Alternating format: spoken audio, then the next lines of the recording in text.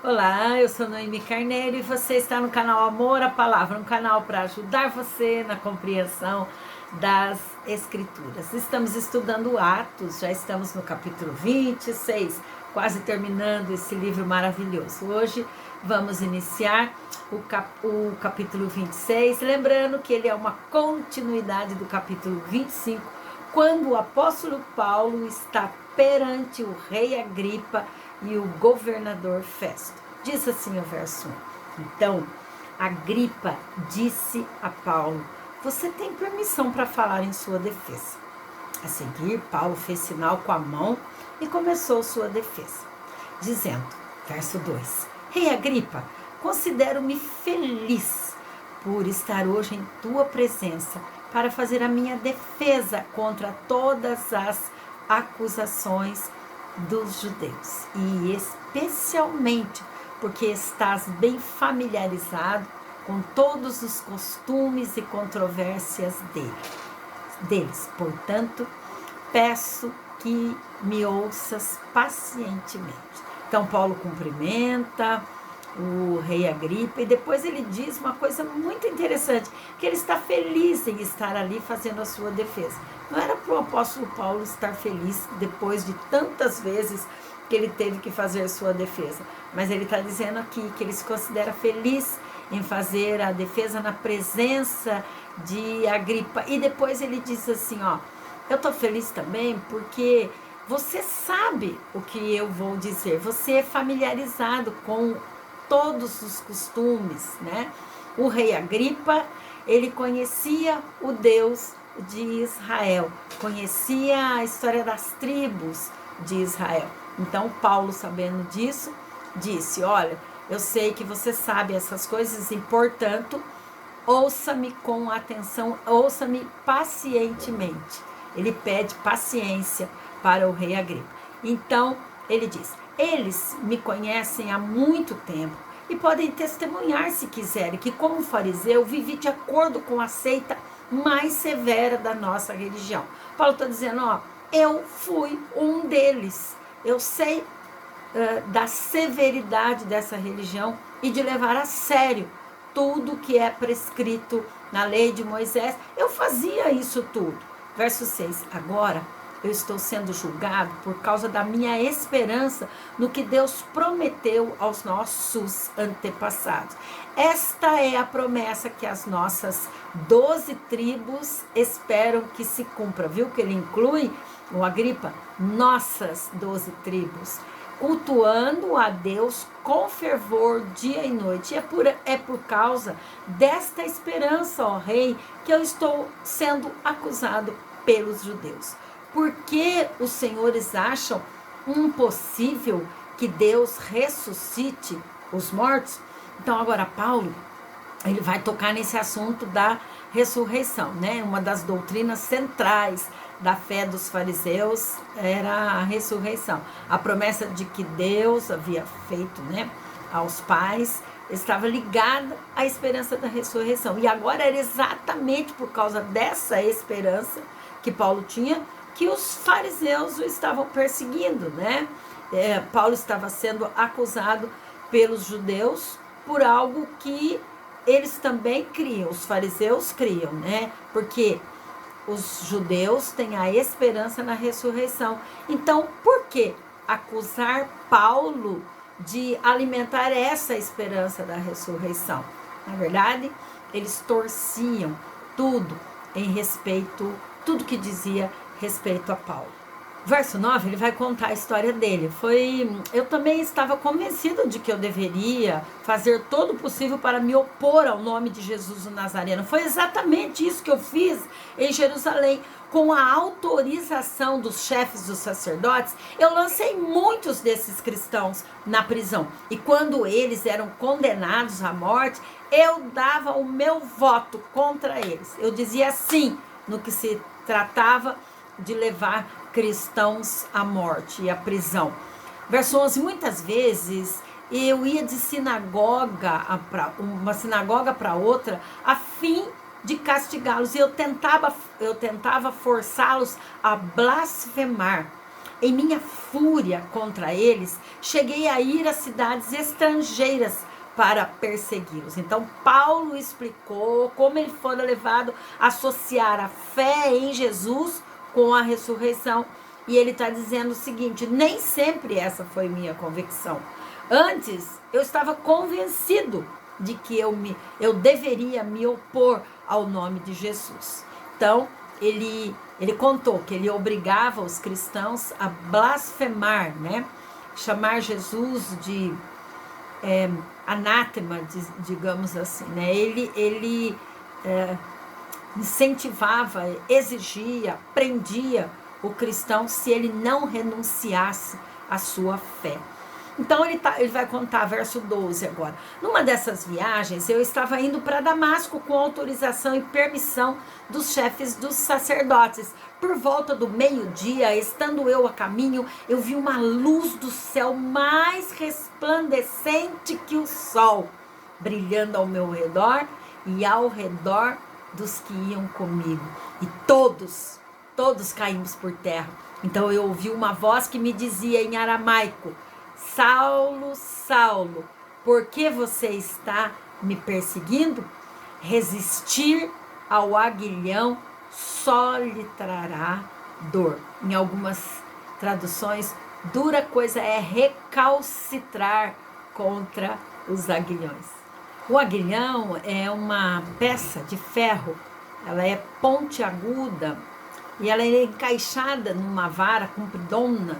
E essa vara era usada por aqueles que conduziam os bois, no carro de boi, por exemplo, para disciplinar os bois, davam umas espetadas quando eles desobedeciam. Então, quando esse texto diz que Jesus é o único lugar onde diz recalcitrar, é aqui em Atos, ele quer dizer assim, olha, não ir contra, não oferecer resistência. Aguilhão aqui representa os obstáculos na vida, né, oferecidos por Deus para que possamos evoluir. E Jesus disse a Saulo: duro é para ti recalcitrar contra o aguilhão, oferecer resistência em obedecer a Deus.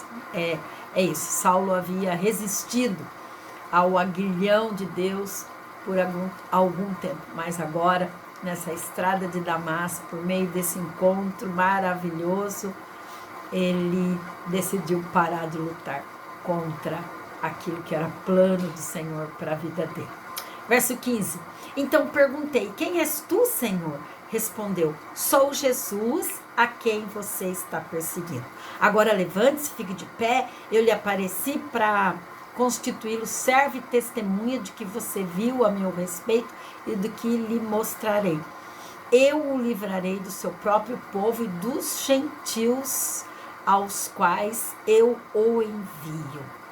Então, Paulo agora está reforçando que o seu ministério é em relação aos gentios, que era esse o principal ministério do apóstolo Paulo, era ganhar os gentios para Cristo. Para abrir-lhes os olhos e convertê-los das trevas para a luz e do poder de Satanás para Deus, a fim de que recebam o perdão dos pecados e herança entre os que são santificados pela fé em mim. Bem, agora ele fala dessa forma, mostrando como foi o que ele fazia antes, como foi a sua conversão e qual é o ministério que ele tem. Então, no verso 19, ele se dirige a Agripa e diz: assim, Rei Agripa, eu não fui desobediente a essa visão. Ou seja, tudo que está acontecendo comigo, isso que eu prego, o que eu falo, foi porque eu vi Jesus. Ele me apareceu e falou qual seria o meu ministério. Aí ele continua falando do seu ministério. Olha, eu preguei em primeiro lugar aos que estavam em Damasco, depois aos que estavam em Jerusalém, toda a Judéia e também aos gentios, dizendo que se arrependessem e se voltassem para Deus, praticando obras que mostrassem o seu arrependimento. Então, esses versos aqui têm a intenção, né? Não tem a intenção de fazer uma cronologia do que o Paulo, de como foi o ministério, mas apenas resumir, né, como foi a sua carreira missionária. Verso 21, por isso os judeus me prenderam no pátio do templo e tentaram matar. Bem, verso 22, mas tenho contado com a ajuda de Deus até o dia de hoje, por esse motivo eu estou aqui e dou testemunho, tanto a gente simples como a gente importante, que era o caso ali, né, de Festo e Agripa, Paulo comparecendo diante dessas autoridades.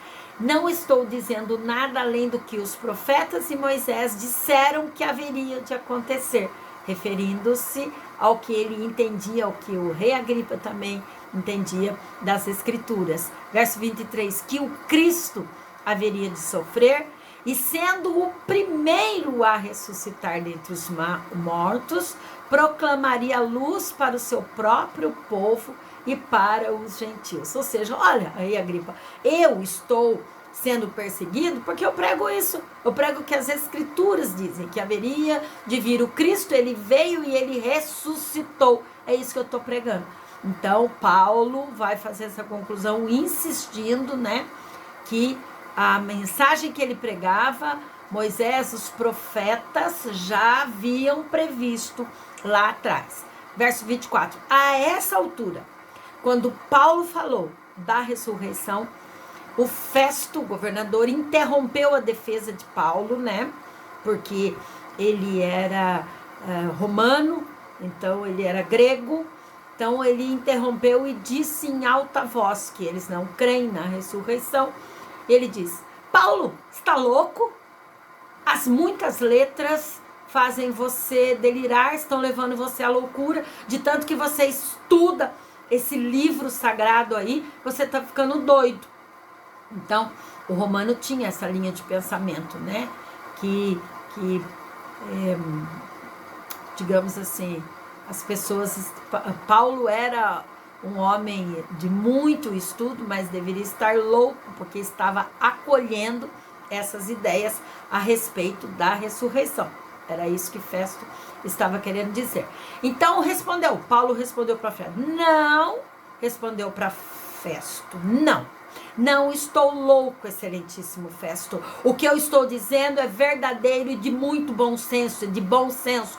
O rei está familiarizado com essas coisas, dizendo lá para o rei Agripa, e lhe posso falar abertamente, eu estou certo de que nada disso escapou do seu conhecimento, pois nada se passou num lugar qualquer. Rei Agripa, crês nos profetas? Eu sei que sim. Ele apertou o rei Agripa, e o rei Agripa deu essa resposta para ele. Você acha que em tão pouco tempo pode convencer-me a tornar-me cristão? Ou alguns estudiosos dizem que a interpretação correta é: por pouco você não me persuade a ser um cristão. Então, Agripa se desviou, né, do apelo de Paulo, digamos assim, e disse essa frase. A frase ela é um pouco difícil de interpretar, mas o que nós podemos dizer é que se a frase for falta pouco para eu ser um cristão, é uma lição muito importante para atentarmos nela, por um pouco. Muita gente por um pouco, não é? Vai para o inferno. Muita gente por um pouco não se decide a respeito do Senhor Jesus. Então Paulo respondeu: em pouco ou em muito tempo peço a Deus que não apenas tu, mas todos os que estão aqui, que me ouvem, se tornem como eu, menos essas cadeias, menos essas algemas. Então o rei se levantou, e com ele o governador e Berenice, como também os que estavam assentados com eles. Saindo do salão, comentavam entre si: este homem não fez nada que mereça morte ou prisão. E Agripa disse a Festo: ele poderia ser posto em liberdade, não tivesse apelado para César. Quando Paulo então terminou a defesa, Festo, Agripa, Berenice, todos aqueles que estavam ali, os conselheiros, retiraram-se para discutir o assunto. e chegaram a essa conclusão, né? Que Paulo não deveria estar preso. E que lições nós tiramos desse texto, então, que encerramos aqui, é de que todos ali concordavam, né, que ser cristão não era o suficiente para Paulo ser condenado por aqueles governadores. Nós temos uma palavra aqui que é essa do rei Agripa: por um pouco você não me torna um cristão. Vou ficar com essa interpretação, porque é uma lição tremenda. As pessoas estão ouvindo o evangelho da graça de Deus. As pessoas, muitas vão dominicalmente aos cultos, mas muitas ainda não se decidiram por Jesus. E o que Paulo está pregando aqui, o que ele está anunciando é que sem Jesus não tem salvação. Não adianta. É necessário uma decisão. Por isso que ele ia de um lugar para outro, por isso que ele pregava o evangelho, por isso que ele estendeu o evangelho aos gentios, ou seja, aqueles que não eram judeus também, porque todos precisam fazer uma decisão. Do contrário, não tem salvação. Do contrário, irão para o inferno. Então, eu deixo essa palavra com você. Você já fez a sua decisão por Jesus? Isso é muito importante. É isso que vai conduzir você à glória, à vida eterna, a estar para sempre com Jesus. Se você não fez essa decisão, é hora de fazer essa decisão, que é das mais importantes. Sabe, na Bíblia tem essa história do rei Agripa. Por um pouco,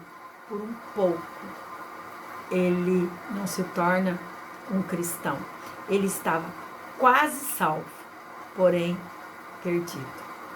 E no caso do ladrão lá na cruz, ele estava quase perdido, porém tomou a mais sábia decisão da sua vida na última hora e foi salvo.